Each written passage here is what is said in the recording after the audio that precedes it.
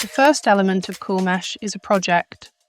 Imagine your project as you the whole building, an university campus, or an industrial factory with several plants. The second element is the network, which refers to large divisible areas within your project, such as a floor, plant, or any other significant spatial division that forms part of the overall structure.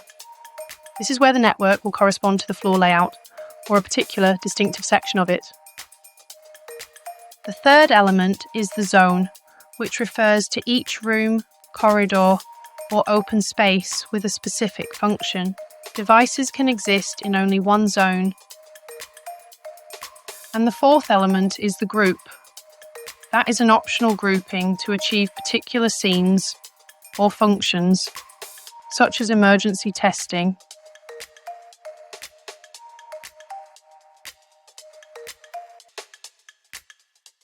Now your account is fully set up, you want to start creating networks.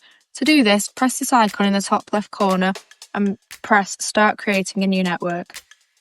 Select New Network or Add New Project and select this icon in the bottom corner. You're then going to give your project a name. Press Done and then select this and press Next New Network. Then give your network a name.